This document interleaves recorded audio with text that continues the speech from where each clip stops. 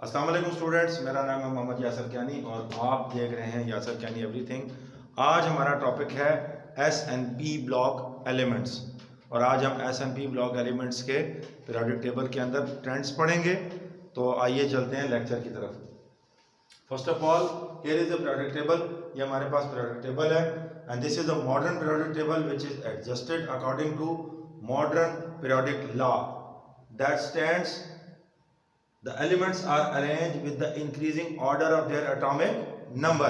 Increasing order of their atomic number. If you arrange the elements in that way, तो हम कह सकते हैं कि when the elements are arranged in the increasing order of their atomic number, they show periodicity in their properties. This means के elements repeat their properties after regular interval of time. After regular interval of their atomic number. For example, lithium having atomic number 3 after 8 elements: beryllium, boron, carbon, nitrogen, oxygen, fluorine, neon. Sodium is the 8th element that is showing similarity to lithium. What it means? What does it mean? It means that there is a particular interval between lithium and sodium when they are arranged in the increasing order of their atomic number. Similarly, after sodium, the 8th element is potassium, and after potassium, the 18th element is rubidium, and after rubidium, 18th element of cesium. Why the interval goes on increasing after 8 and then 18? Because of 10 transition elements and 8 normal elements that makes the 18. So हम ये study करेंगे कि किस तरीके से elements को arrange किया जाता है। अब हम S block, P block, D block और एफ ब्लॉक के बारे में आपको बताएंगे, फिर हम आगे चलेंगे कि ये एलिमेंट्स कौन से होते हैं। S block elements are those elements in which S sub shell is under transition, S sub shell is incompleted. For example, group 1A and 2A, there are 8 groups in the periodic table and there are 7 periods. ठीक है, B group हमने include नहीं किया, तो 1A और 2A group number जो हैं, these are called as S block elements. ये सारे के सारे क्या कहलाते हैं? S block. Whether it is 1S, whether it is 2S, whether it is 3S, 4S, जो भी एस ब्लॉक एलिमेंट हैं उनका s sub shell under completion होगा। S sub shell is under completion. Then the group number 3A, 4A, 5A, 6A, 7A and 8A, these are the P block elements. इनके P sub shell under completion होते हैं, मां सिवाय 8A के, क्योंकि इसके outermost shell complete हैं। बाकी सब के P sub shell under transition होते हैं। They are called as P block elements. They are called as P block elements. इसी तरह ट्रांजिशन एलिमेंट बाय डेफिनेशन वो एलिमेंट्स होते हैं जिनका D सब शेल अंडर कंप्लीशन होता है। ठीक है, इनको हम ट्रांजिशन एलिमेंट्स कहते हैं। When we will discuss the transition elements in next chapter, we will discuss कि इनके नॉन टिपिकल ट्रांजिशन एलिमेंट्स कौन से होते हैं और टिपिकल ट्रांजिशन एलिमेंट्स कौन से होते हैं। ठीक है, और इनकी कौन कौन सी प्रॉपर्टीज होती हैं वो हम अगले चैप्टर की वीडियो में बताएंगे आपको। इधर नीचे हमारे पास लेंथेनाइट सीरीज है जो लेंथेनियम से फॉरवर्ड हो रही है, और एक्टिनाइट सीरीज है जो एक्टिनियम से फॉरवर्ड हो रही है। Lanthanide and actinide, these are F block elements. ये क्या है? एफ ब्लॉक एलिमेंट्स हैं। पीरियोडिक टेबल के अंदर जो ग्रुप नंबर है, that is also indicating the number of electrons in the outer most shell. For example, group 1A number of electrons 1 होगा, इसके आउटर मोस्ट शेल में 1 होगा। 2A इसके आउटर मोस्ट शेल में 2 इलेक्ट्रॉन होंगे। 3A के outer most shell में 3 electron होंगे। 4A के आउटर मोस्ट शेल में, कार्बन के जैसे आउटर मोस्ट शेल में 4 इलेक्ट्रॉन होते हैं। नाइट्रोजन के आउटर मोस्ट शेल में 5 इलेक्ट्रॉन्स होते हैं। ऑक्सीजन के आउटर मोस्ट शेल में 6, और इसी तरह फ्लोरीन, क्लोरीन, इनके आउटर मोस्ट शेल में 7 इलेक्ट्रॉन्स होते हैं, because they belong to group number 7। इसी तरह जो आपके पास हॉरिजॉन्टल रोज हैं, ये they are called as periods. ठीक है, देयर आर 7 पीरियड्स। ठीक है, फर्स्ट पीरियड आपका शॉर्ट है, सेकंड और थर्ड पीरियड आपका नॉर्मल है। ठीक है, और आपके पास यहाँ से जो आपका 5th और 6th पीरियड है, ठीक है, they are called as long period, जिसमें 8 नॉर्मल एलिमेंट्स हैं और 10 ट्रांजिशन एलिमेंट्स हैं, और उसके बाद आपका 6th पीरियड जो है और 7th ये लेंथेनाइड्स और एक्टिनाइड्स कहलाता है। ठीक है, तो ये आपके पास एक बेसिक चीज़ है कि पीरियोडिक टेबल के अंदर हमने एलिमेंट्स को इस तरह अरेंज किया है कि they show periodicity in their properties. What do you mean by periodicity? Periodicity क्या होती है? तो पीरियोडिसिटी ये होती है कि when the elements are arranged in the increasing order of their atomic number और atomic mass, they show similarities in, they repeat their properties, they show similarities in their properties after regular interval. That regular interval may be of 8, that may be of 18. So when the elements are arranged in the increasing order of their atomic mass or their atomic number, they repeat their properties after regular intervals. This phenomenon is called as periodicity of properties of elements. Is it clear? ठीक है, this is called as periodicity of properties of the element. अब periodic law क्या होता है? What do you mean by periodic law? जिस base पे elements को arrange किया जाए, या वो बेस इंक्रीजिंग एटॉमिक नंबर हो सकती है या वो बेस इंक्रीजिंग एटॉमिक मास हो सकती है। अगर वो इंक्रीजिंग एटॉमिक नंबर हो सकती है, इट्स ओके। अगर वो इंक्रीजिंग एटॉमिक नंबर हो सकती है तो that will be called as modern periodic law. से हम क्या कहेंगे? ये मॉडर्न पीरियोडिक लॉ है, क्योंकि क्लासिकल पीरियोडिक लॉ क्या है? The periodic law according to which elements are arranged, if the elements are arranged in the increasing order of their atomic mass. क्योंकि डिमिट्री मेंडेलीव ने जो पीरियोडिक टेबल बनाया था वो एटॉमिक मास की तरतीब से बनाया था, और जो मॉडर्न पीरियोडिक टेबल बनाया गया है ये एटॉमिक नंबर की अरेंजमेंट से बनाया गया है। This is according to the increasing order of their atomic number. आगे चलते हैं जी। Atomic properties of the period 3 elements. ठीक है, period 3 elements of the periodic table 3s and 3p orbitals. हम यहां सिर्फ s को पहले डिस्कस करेंगे। ठीक है, ये देखें सोडियम है, इलेक्ट्रॉनिक कन्फिग इसका देखें 1s2, 2s2, 2p6, 3s1। Look at the first shell complete, second shell इसमें s और p ऑर्बिटल्स हैं, 6 और 2 8 कंप्लीट है। तो ये 10 इलेक्ट्रॉन्स बनते हैं 1s2, 2s2, 2p6 तक। ये नियॉन के इलेक्ट्रॉनिक कन्फिग्रेशन है, इसलिए नीचे लिखा हुआ है कि यहाँ तक इलेक्ट्रॉनिक कन्फिग्रेशन सिर्फ नियॉन की है। आगे सिर्फ 3s है, ये s ब्लॉक एलिमेंट है। ये सोडियम मेटल आपके सामने डिस्प्ले हुई है। सोडियम मेटल बेसिकली एक सिल्वरी वाइट मेटल है which can be cutted through a knife, it is soft enough.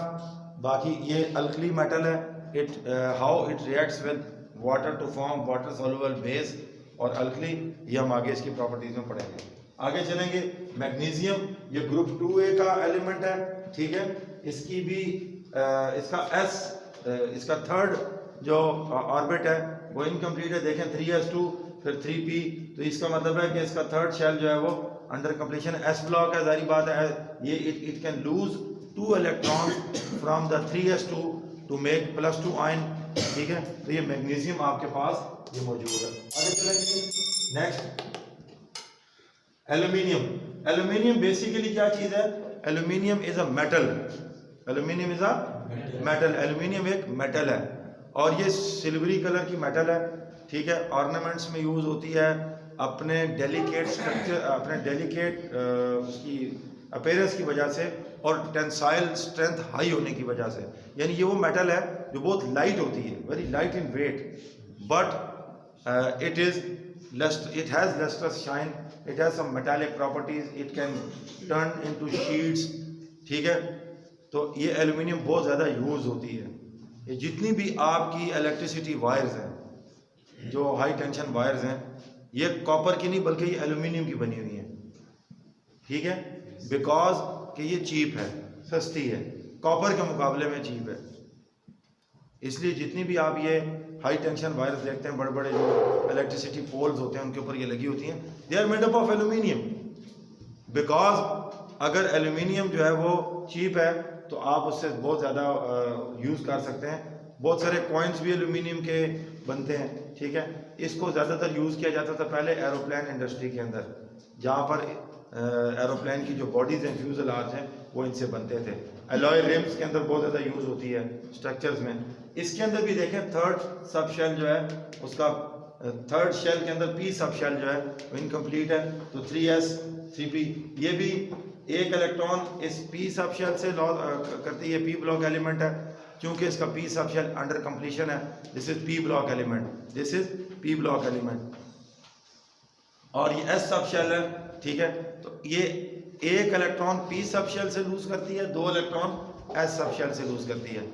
अब एक आपको मैं बात बताऊं, जो एलिमेंट +1 वैलेंसी बनाता है, विच कैन लूज 1 इलेक्ट्रॉन, उसकी फर्स्ट आयनाइजेशन एनर्जी कम होगी, लेकिन जो 2 इलेक्ट्रॉन लॉस करता है उसकी फर्स्ट और सेकंड आयनाइजेशन एनर्जी का फर्क कम होगा। यानी आयनाइजेशन एनर्जी की एक वैल्यू होगी, थोड़ी देर बाद सेकंड आयनाइजेशन एनर्जी की वैल्यू आ जाएगी, थोड़ी सी आई होगी। अब जैसे सोडियम है, सोडियम की फर्स्ट आयनाइजेशन एनर्जी जो है उसका और सेकंड आयनाइजेशन एनर्जी का गैप बहुत ज़्यादा है, इसलिए सोडियम एक से ज़्यादा इलेक्ट्रॉन लॉस नहीं करेगा और 1 है। लेकिन मैग्नीशियम की फर्स्ट आयनाइजेशन एनर्जी और सेकंड आयनाइजेशन एनर्जी में गैप कम है। जिन एलिमेंट्स के अंदर ये गैप कम होता है वो 2 इलेक्ट्रॉन लॉस करते हैं, इसकी तीनों आयनाइजेशन एनर्जीज आपस में क्लोज है, इसलिए it can lose 3 electrons to make +3 ion. आगे चलेंगे, ये चीज़ें हम प्रॉपर्टीज में भी डिस्कस करेंगे। सिलिकॉन है, ठीक है, इसके आउटर शेल में 4 ये ग्रुप 4A से इसका ताल्लुक है, ठीक है, और इसके आउटर शेल में 4 इलेक्ट्रॉन होते हैं, ठीक है।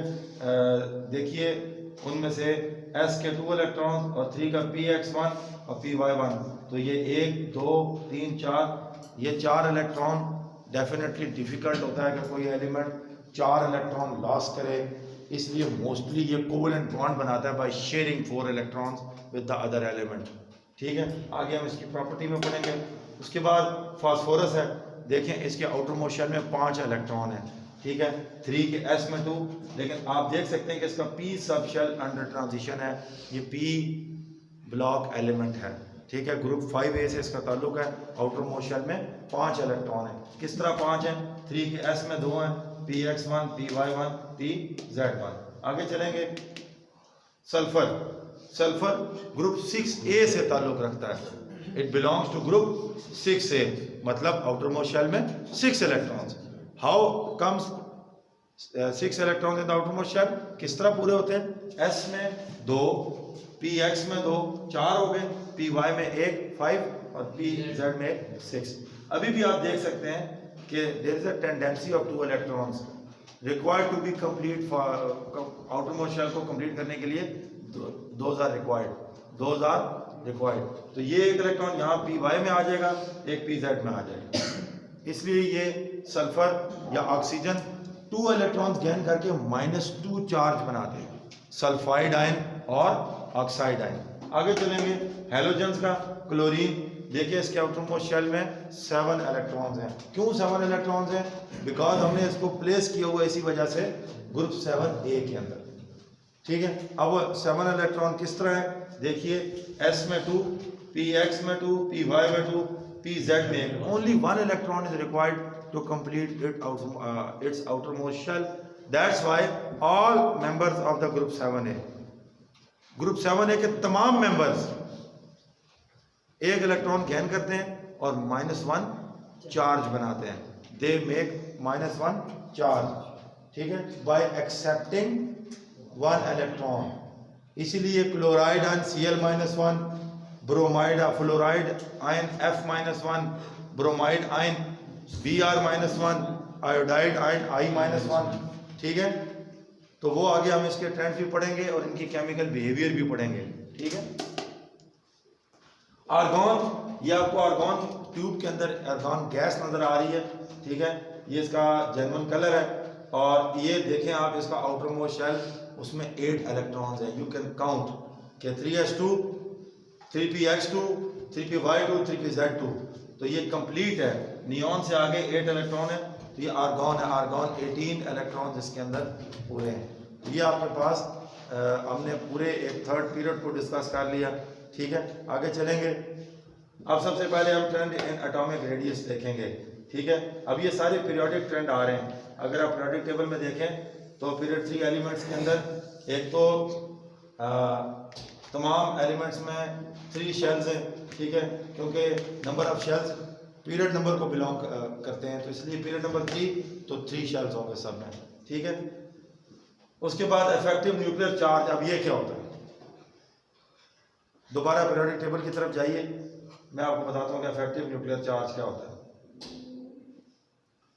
देखिए, अगर हम पीरियोडिक टेबल के अंदर देखें तो ऊपर से नीचे आते जाएंगे, एटॉमिक नंबर इंक्रीज होता जाएगा, नंबर ऑफ शेल इंक्रीज होते जाएंगे, न्यूक्लियर चार्ज भी बढ़ता जाएगा, लेकिन शेल भी इंक्रीज होते जाएंगे। शेल इंक्रीज होने से ये होगा कि जो डिस्टेंस है आउटर मोस्ट इलेक्ट्रॉन का वो बढ़ता जाएगा, ठीक है। और जब डिस्टेंस बढ़ता जाएगा तो न्यूक्लियस जो है वो इलेक्ट्रॉन को प्रॉपरली ग्रिप नहीं कर सकेगा ड्यू टू दैट डिस्टेंस बढ़ता जाएगा तो न्यूक्लियस की ग्रिप इलेक्ट्रॉन के ऊपर ऑटोमेटिकली कमजोर पड़ती जाएगी। इस वजह से आप देखेंगे कि आयनाइजेशन एनर्जी ऊपर से नीचे डिक्रीज होती जा रही है। जितना इलेक्ट्रॉन दूर जाता जाएगा इतना इजी होगा उसे रिमूव करना, जितना इजी होगा इतनी कम एनर्जी लगेगी। इसी तरह एटॉमिक रेडियस जो है वो इंक्रीज होता जाएगा। क्यों? नंबर ऑफ शेल इंक्रीज होते जा रहे हैं, इलेक्ट्रॉन दूर जाता जा रहा है न्यूक्लियस से। The distance of outer most electron become farther away from the nucleus as we move down the group, because nuclear charge remains no longer effective. Nuclear charge बढ़ता है तो वो इलेक्ट्रॉन को खींचता है अपनी तरफ, लेकिन अगर शेल बढ़ रहे हैं तो न्यूक्लियर चार्ज के बढ़ने का फायदा कोई नहीं है। लेकिन अगर हम पीरियोडिक ट्रेंड देखें और हम लेफ्ट टू राइट पीरियड में मूव करें तो अगर हम देखें तो यहाँ से न्यूक्लियर चार्ज इंक्रीज हो रहा है 11, 12, 13, 14, 15, 16, 17, ये एटॉमिक नंबर है। नंबर ऑफ प्रोटॉन्स बढ़ रहे हैं न्यूक्लियस के अंदर, और लेकिन सब के अंदर 3 शेल्स हैं, क्योंकि पीरियड नंबर 3 है। शेल इंक्रीज नहीं हो रहे पीरियड के अंदर। शेल अगर कांस्टेंट रहे और न्यूक्लियर चार्ज बढ़ता जाए तो न्यूक्लियस का ये चार्ज इफेक्टिव हो जाएगा। क्या हो जाएगा? This is called as effective nuclear charge. क्या आपने शेल कांस्टेंट रखा है, इलेक्ट्रॉन का डिस्टेंस चेंज नहीं हुआ न्यूक्लियस से, और न्यूक्लियस का चार्ज क्या होता जा रहा है? इंक्रीज होता जा रहा है। इससे क्या फर्क पड़ेगा? इससे न्यूक्लियस की जो पुल है, जिस वजह से न्यूक्लियस इलेक्ट्रॉन को अट्रैक्ट कर रहा है, वो जो न्यूक्लियर पुल है, वो पुल या वो फोर्स जो न्यूक्लियस इलेक्ट्रॉन पर लगा रहा है बढ़ती जाएगी। याद रखें, अगर न्यूक्लियर चार्ज बढ़ रहा है और इलेक्ट्रॉन का डिस्टेंस कांस्टेंट है तो फिर उस इलेक्ट्रॉन को निकालना जैसे जैसे आप लेफ्ट टू राइट आते जाएंगे मुश्किल होता जाएगा। इसलिए left to right nuclear charge बढ़ता है तो एटॉमिक रेडियस कम होता चला जाएगा।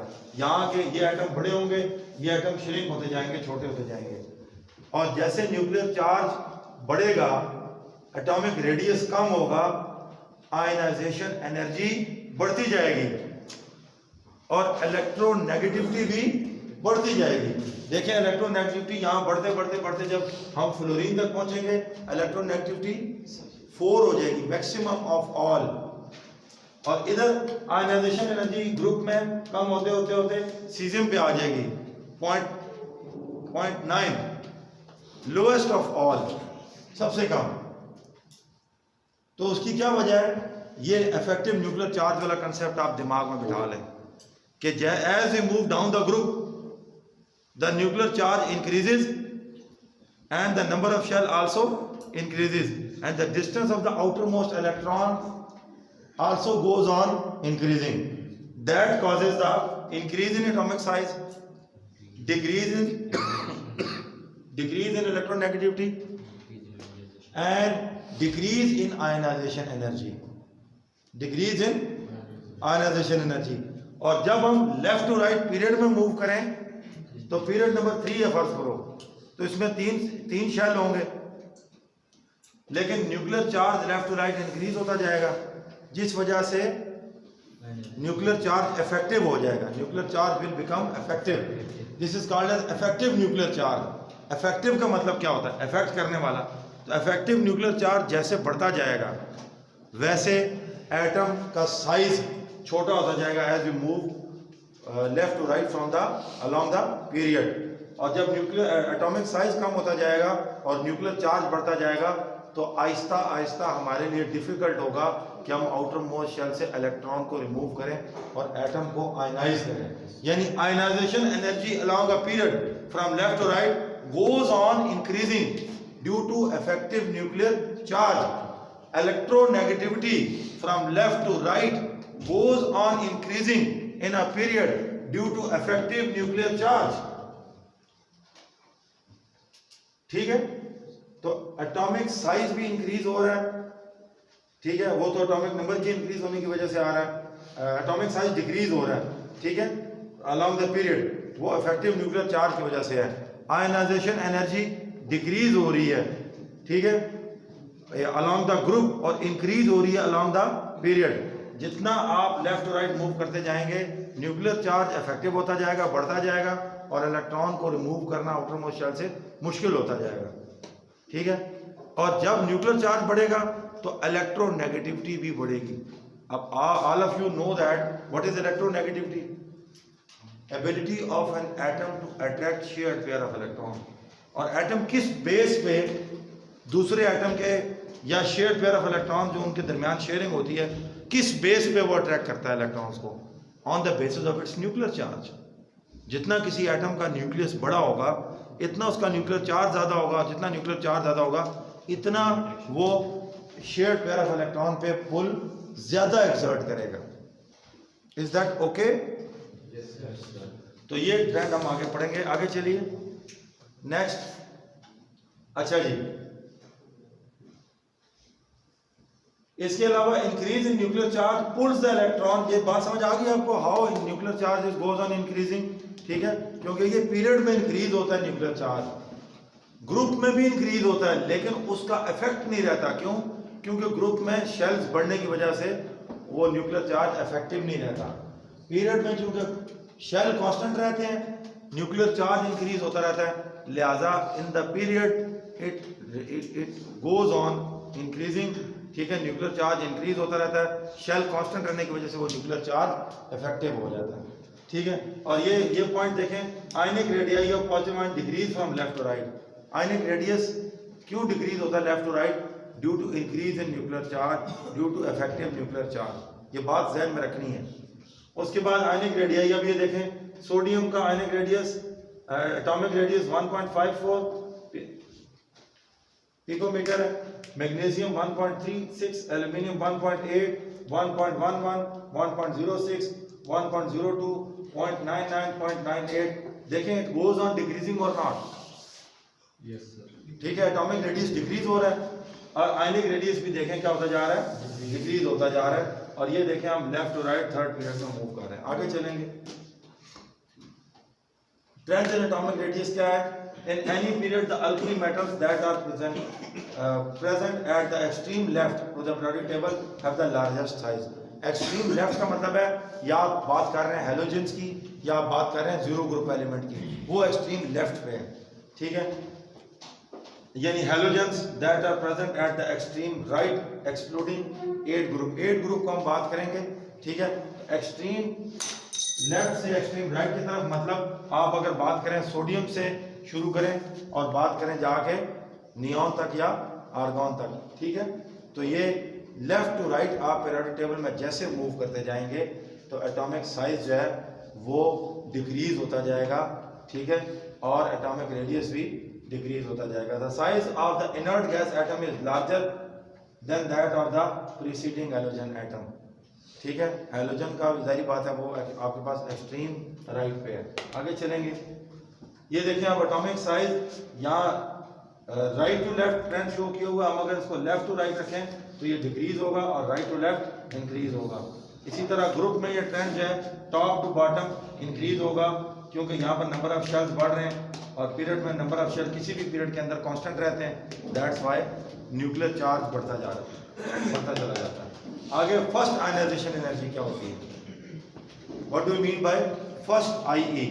फर्स्ट आयनाइजेशन एनर्जी ये होती है amount of energy required to remove one electron from the outer most shell of an atom in its gaseous state. किसी एटम की गैसियस स्टेट में आउटर मोस्ट शेल से एक इलेक्ट्रॉन रिमूव करने के लिए जो अमाउंट ऑफ एनर्जी चाहिए होती है उसको उसकी फर्स्ट आयनाइजेशन एनर्जी कहते हैं। क्या कहते हैं?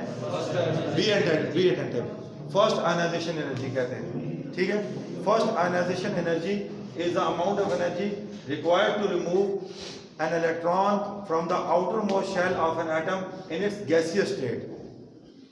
Y in gaseous state? Because जब हम किसी एटम को एनर्जी देते हैं, ठीक है, तो पहले उसकी फिजिकल स्टेट चेंज होती है। Gaseous state is the highest energy state of an atom. ठीक है, उसके बाद वो अपना आउटर मोस्ट शेल का इलेक्ट्रॉन लूज करता है। याद रखिए, जब तक आप किसी एटम के आउटर मोस्ट शेल को के इलेक्ट्रॉन को इतनी एनर्जी नहीं देंगे कि वो न्यूक्लियर अट्रैक्टिव पुल को ओवरकम करे। देखें, एक फोर्स है जिससे न्यूक्लियस इलेक्ट्रॉन को खींच रहा है। अगर आप उससे ज्यादा फोर्स नहीं लगाएंगे, उस इलेक्ट्रॉन को आप एटम से बाहर नहीं निकाल सकते। यानी अगर आप किसी एटम के आउटर मोस्ट इलेक्ट्रॉन को इतनी एनर्जी प्रोवाइड नहीं करते जितनी एनर्जी से न्यूक्लियस, जितनी फोर्स से उसको खींच रहा है, you should apply enough force to pull out that electron. So we have to overcome the nuclear attraction. हमें न्यूक्लियर अट्रैक्शन को क्या करना है? ओवरकम करना है। वो कब होगा ओवरकम? एज लॉन्ग एज हम उसे एनर्जी देंगे। तो वो एनर्जी जो किसी एटम के आउटर मोस्ट शेल के इलेक्ट्रॉन को रिमूव करने के लिए चाहिए होती है, फर्स्ट इलेक्ट्रॉन। अब जैसे ही इलेक्ट्रॉन रिमूव होगा, एटम जो है वो मोनोकैशनिक आयन बन जाएगा। मोनोकैशनिक आयन मींस +1 आयन। अब आपने एक इलेक्ट्रॉन निकाला है एटम से, वो +1 चार्ज बना है उसका, ये मोनोकैशनिक आयन है। अब आपकी जो एनर्जी है जो आपने एटम को दी है to remove 1 electron, that is called as first IE, पहली आयनाइजेशन एनर्जी। सेकंड IE क्या होती है? एक एटम जिससे एक इलेक्ट्रॉन निकाला जा चुका हो, उसी से दूसरा इलेक्ट्रॉन निकालना, यानी amount of energy required to remove an electron from a monocationic ion। Mono एक, कैशोनिक जो कैटायन हो, कैथोड लविंग आयन हो, +1 आयन हो, वो मोनोकैशनिक होता है। डाइकैशनिक आयन क्या होता है? +2। तो सेकेंड आयनाइजेशन एनर्जी होगी energy, amount of energy required to remove another electron from a monocationic ion. Definitely second ionization energy पहली वाली से ज्यादा होगी।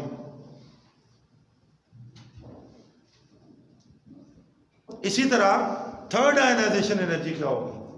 Amount of energy required to remove an electron from a dicationic ion. कोई +2 ion है, मतलब aluminium है, ये +3 आयन बनाता है। पहला इलेक्ट्रॉन निकालेंगे Al+1 होगा, दूसरा निकालेंगे Al+2 होगा, तीसरा इलेक्ट्रॉन निकालेंगे, चार्ज क्या आ जाएगा? +3। ये याद रखें कि एटम के अंदर से इलेक्ट्रॉन रिमूव करने पर, एटम से इलेक्ट्रॉन रिमूव करने पर जो चार्ज आता है, ठीक है, वो प्लस चार्ज आता है, और एटम में इलेक्ट्रॉन ऐड करने पर नेगेटिव चार्ज आता है। मसलन क्लोरीन में एक इलेक्ट्रॉन ऐड करेंगे तो नेगेटिव चार्ज है। अच्छा, आप एक बात और याद रखें, इलेक्ट्रॉन एफिनिटी क्या होती है? बेसिक डेफिनेशन है, 1 मिनट में से दोहरा लेते हैं। Amount of energy released by an atom. उल्टा, एनर्जी देनी नहीं एटम को। जब आप एटम के अंदर इलेक्ट्रॉन ऐड करेंगे तो अगर वो एटम इलेक्ट्रॉन एफिनेटिव हुआ, इलेक्ट्रॉन को पसंद करने वाला हुआ, तो डेफिनेटली वो एनर्जी रिलीज करेगा। अब मैं आपको एक छोटी सी बात बताता हूं, ट्राई टू अंडरस्टैंड इट। जो आप इलेक्ट्रॉन एटम के बाहर से एटम के अंदर ऐड करना चाह रहे हैं, इसकी एनर्जी एटम के अंदर मौजूद तमाम इलेक्ट्रॉनों से ज्यादा है। The electron which are you are going to add, उसके इर्द गिर्द कोई न्यूक्लियस तो नहीं है ना, आजाद फ्री इलेक्ट्रॉन है जो आप ऐड कर रहे हो न्यूक्लियस में। एटम के अंदर वो फ्री इलेक्ट्रॉन आप ऐड कर रहे हो। ये ऐसे ही है जैसे आपके पास कुछ एनिमल्स हैं जो बंधे हुए हैं, आपकी पालतू गाय है वो आपने बांधी हुई है, और एक आजाद है जिसे रस्सी कोई नहीं, डेफिनेटली वो आज़ाद जो है वो बिल्कुल उस पर कोई पाबंदी नहीं है। तो ये जो इलेक्ट्रॉन है जो आप ऐड कर रहे हो एटम में, ये फ्री है, इसकी एनर्जी एटम के अंदर जो बाउंड इलेक्ट्रॉन्स हैं उनसे ज़्यादा है। अब ये इलेक्ट्रॉन एटम में तब एडजस्ट होगा जब आप इसको ऐड कर रहे हैं, समझ लें आप एटम में एनर्जी भी ऐड कर रहे हैं। अगर एटम एनर्जी रिलीज नहीं करेगा तो वो इस इलेक्ट्रॉन को नहीं रख सकेगा, ये इलेक्ट्रॉन ज़्यादा देर एटम में रहेगा नहीं, निकल जाएगा वापस। लेकिन अगर फर्ज करें एक इलेक्ट्रॉन की एनर्जी 15 जूल है और आपने ऐड किया वो एटम में और एटम ने 15 जूल रिलीज कर दिया है, इसका मतलब यह है कि यह इलेक्ट्रॉन अब एटम के अंदर फिक्स हो जाएगा, बिकॉज इस एटम ने इलेक्ट्रॉन को पसंद किया उसके आने को। ठीक है, ये एटम इलेक्ट्रॉन एफिनिटिव है, जितनी ज़्यादा high amount of energy atom release करेगा, इस बात का इतना इम्कान ज़्यादा है, इतना ये पॉसिबिलिटी ज़्यादा है कि ये इलेक्ट्रॉन एटम में ठहर जाएगा।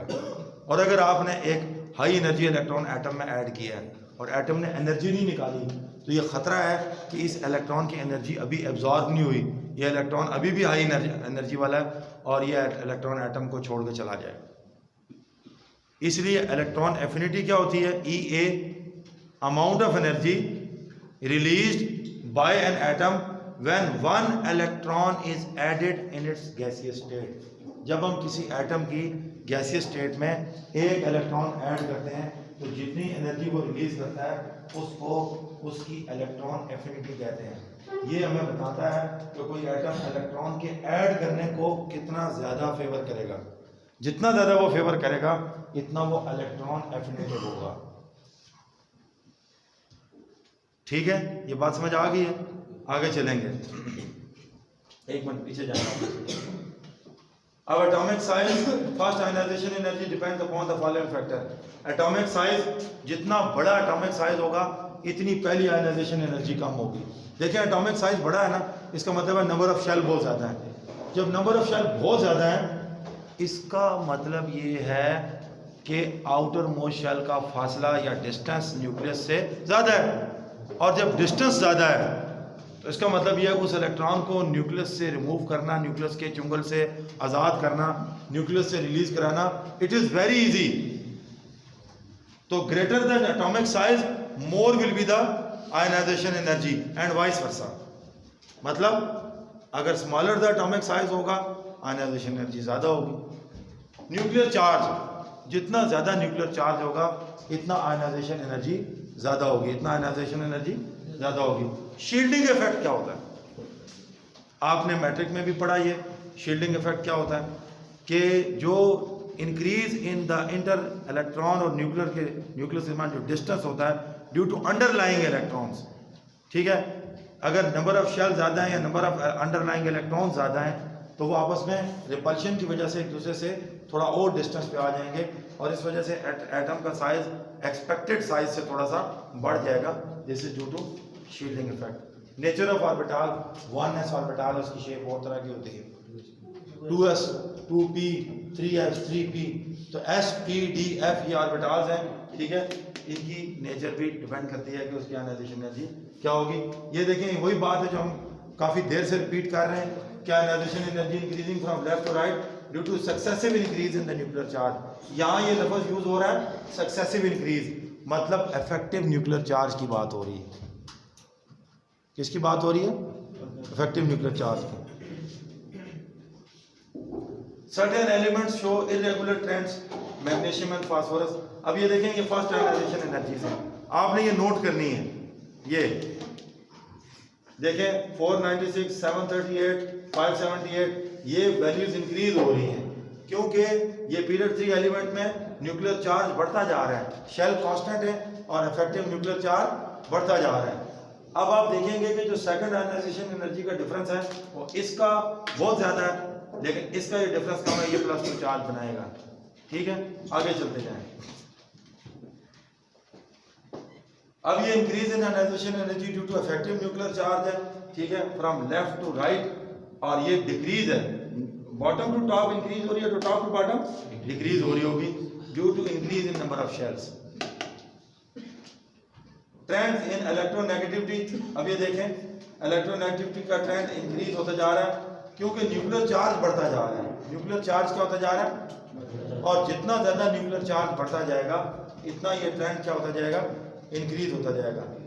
इतना ये ट्रेंड क्या होता जाएगा, इंक्रीज होता जाएगा। इट्स 9:20।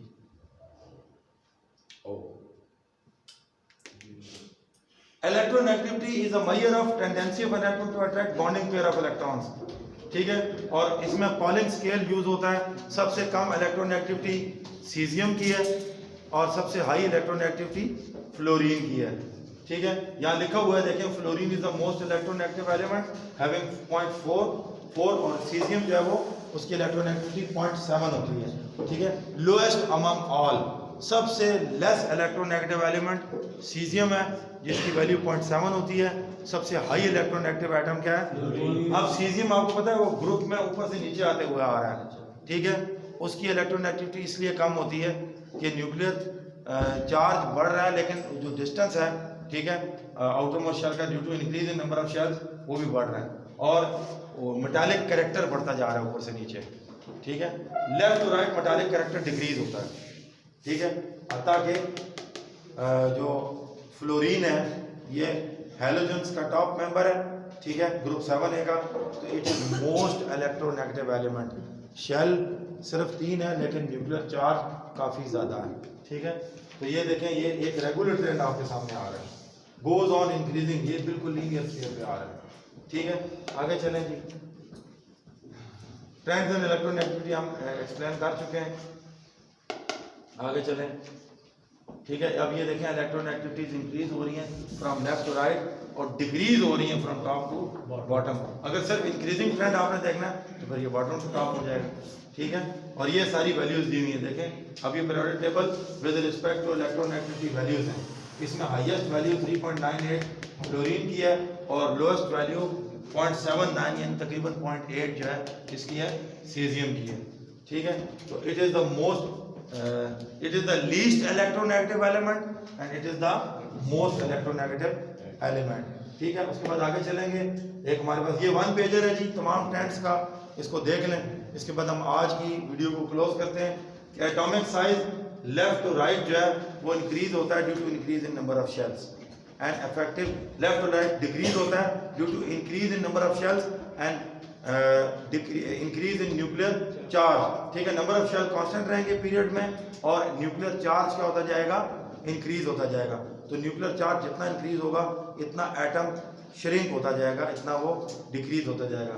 तो atomic size decreases from left to right, ठीक है, and from top to bottom, ये इसके इंक्रीजिंग ट्रेंड है, ठीक है।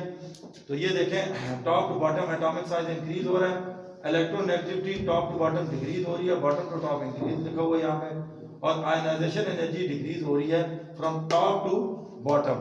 अगर आप सिर्फ टॉप टू बॉटम की बात करें तो ये आएगा, और एटॉमिक साइज जो है लेफ्ट टू राइट ये डिक्रीज होगा due to effective nuclear charge, electronegativity increase होगी। जैसे ये देखिए लिथियम से अगर आप फ्लोरीन तक आए तो ये मैक्सिमम पे पहुंचेगी। आयनाइजेशन एनर्जी इंक्रीज होगी क्योंकि जितना ज़्यादा न्यूक्लियर चार्ज बढ़ेगा इतना डिफिकल्ट होगा इलेक्ट्रॉन के लिए, आउटर मोस्ट इलेक्ट्रॉन के लिए उसे रिमूव किया जाए, और जितना इलेक्ट्रॉन ज़्यादा डिस्टेंस पे होगा इतना इजी होगा उसको रिमूव करना, जैसे ग्रुप में होता है। तो ग्रुप में नीचे जाते जाएं तो आउटर मोस्ट इलेक्ट्रॉन रिमूव करना आसान होता जाएगा, और पीरियड में लेफ्ट टू राइट जितना आगे जाते जाएं उसमें आउटर मोस्ट इलेक्ट्रॉन को रिमूव करना मुश्किल होता जाएगा, क्योंकि पीरियड में नंबर ऑफ शेल कांस्टेंट रहते हैं और न्यूक्लियर चार्ज इंक्रीज होता है। ग्रुप में नंबर ऑफ शेल्स बढ़ते जाते हैं और डिस्टेंस इंक्रीज होता चला जाता है। तो आई होप आपको आज का लेक्चर आपको समझ आया होगा, ठीक है।